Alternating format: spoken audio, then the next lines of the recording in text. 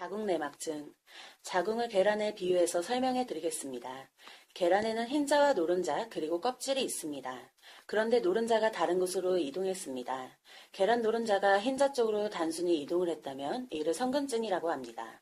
그리고 더 멀리 복강안 쪽의 난소, 나팔관, 장 쪽으로 이동을 하는 경우도 있습니다. 이를 자궁내막증이라고 정의합니다. 청소년기의 여성 환자 중에서 38%에서 65%에게서 이러한 증상이 나타납니다. 상당히 많은 확률입니다. 특징은 월경통, 하복부 통증, 골반통, 빈뇨, 잔뇨 등 만성적인 통증으로 전환될 수 있습니다. 멀리 나아가 불임까지도 연관될 수도 있습니다. 이들은 장운동을 할 때, 생리를 할 때, 소변을 볼 때도 늘상 배가 아프다고 말합니다. 사람을 옆으로 놓고 보면 치골이라는 딱딱한 뼈가 있는데 그 바로 뒤에 방광이 있으며 이 방광은 물탱크와 같습니다. 그리고 그 뒤에 자궁이 위치하고 있으며 그 뒤에 장이 있습니다. 이 모든 장기들은 연관이 되었으며 자궁내막이 이동될 때도 이 또한 방광의 겉면이나 장과 같이 자궁 주변의 장기 쪽으로 이동되는 경우를 볼 수 있습니다. 물론 질벽 쪽으로 이동하는 경우도 있습니다. 자궁내막증의 역사적인 배경을 보면 이조 시대에는 생리를 시작하지 않은 상태에서도 시집을 보내곤 했습니다. 궁으로 보내든 민면을 보내든 생리를 하지 않고도 50대가 될 때까지 임신과 출산을 여러 차례 반복하며 평생을 지냈었습니다. 그런 시절에는 내막증이 많지 않았습니다. 하지만 현대사회에 이르러서는 초경이 일찍 찾아오고 환경 호르몬의 노출이 상당히 높습니다. 예를 들어 자동차 배기가스, 미세먼지 이러한 것들은 아주 치명적입니다.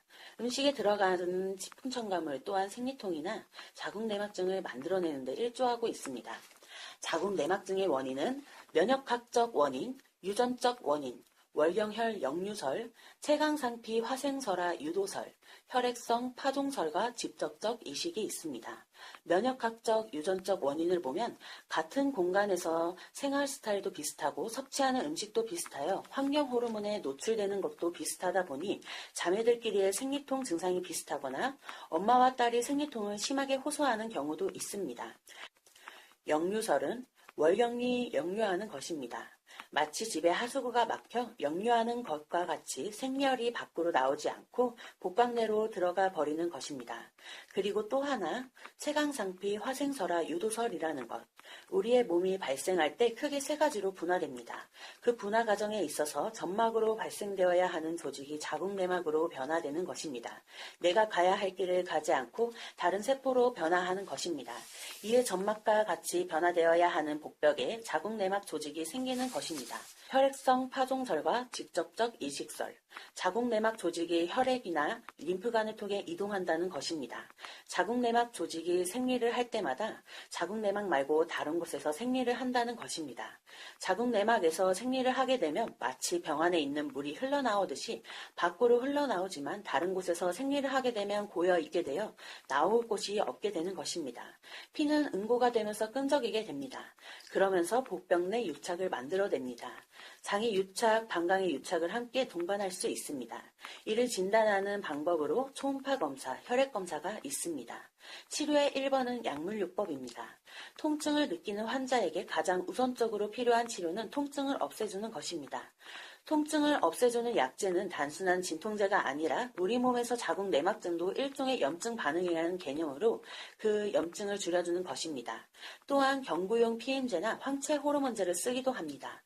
항우울제, 디에노게스트, GnRH를 쓰기도 합니다.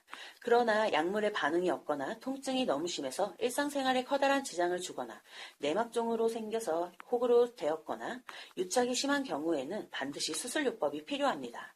그 외에 통증의 특수요법도 있습니다. 신경차단술이 있으며 최근에는 미레나와 같이 호르몬요법을 사용하여 생리를 하지 않도록 하는 경우도 있습니다. 내막증은 생리를 할수록 악화되는 질병입니다. 그 외에 체질 개선, 면역요법의 개선이 있습니다. 체질 개선에는 탄수화물을 줄이고 스트레스를 줄이고 인슐린 레벨을 줄이는 것입니다. 또한 좋은 지방을 섭취하고 당분을 줄입니다. 케겔 운동, 요가, 필라테스와 같은 운동을 함께 하시면 더욱 도움이 됩니다. 또한 자궁의 혈류의 개선에 의해서 내막증이 감소될 수 있습니다. 수술을 하더라도 내막증은 조직학적으로 양성이지만 우리 눈에 보이는 내막증은 일부인 것입니다. 복강 안에 많은 내막증의 조직이 숨어 있을 수 있습니다. 어찌 보면 평생 부인과 의사의 관리를 받아야 한다고 생각하시면 됩니다. 예를 들어 오랜 기간 살아온 생활 습관을 일순간 고치기란 쉽지 않습니다. 생활 습관의 개선이 우선시되면 내막증에 의한 생리통, 골반통 이러한 것들이 삶의 질을 개선시켜 줄 수 있습니다. 면역력을 높이는 방법도 한 방법입니다. 의사는 자궁 내막증의 치료제를 처방합니다. 이때 의사가 처방하는 약은 일시적이야. 단순히 염증을 가라앉히는 약들이야 라고 생각할 수 있으나 이 약들은 세포의 이동을 억제시켜줍니다. 그리고 그 기전이 뇌 속에서 일어납니다. 그리고 수술요법을 통해 진단 및 치료가 가능합니다. 복강경을 통해 복강안을 볼 수 있으며 정확한 진단이 가능합니다. 복벽은 굉장히 깨끗해야 하는데 생리를 난소에서 하기 때문에 난소가 부어있음을 볼 수 있습니다. 이를 수술을 통해 제거가 가능합니다. 난소의 기능에는 영향을 주지 않도록 난소 쪽에 생리하는 부분만 제거를 하게 됩니다. 증상이 심한 경우에는 복강 안에 장기들이 붙어있는 것들도 볼 수 있습니다. 수술은 전신 마취 후 진행되며 입원은 2, 3일 정도입니다. 복강 내 정상 자궁은 아주 매끈한 데 비해 내막증이 있는 자궁은 찰떡을 후라이팬에 구우면 팬에 들러붙듯이 복강 내에서 생리를 하게 되면 복강의 조직들이 서로 들러붙습니다. 염증이 생긴 것도 아닌데 뱃속에서 유착이 이루어지는 것입니다. 유착이 심한 경우에는 개복을 이용한 수술적인 요법이 필요할 수 있습니다. 감사합니다.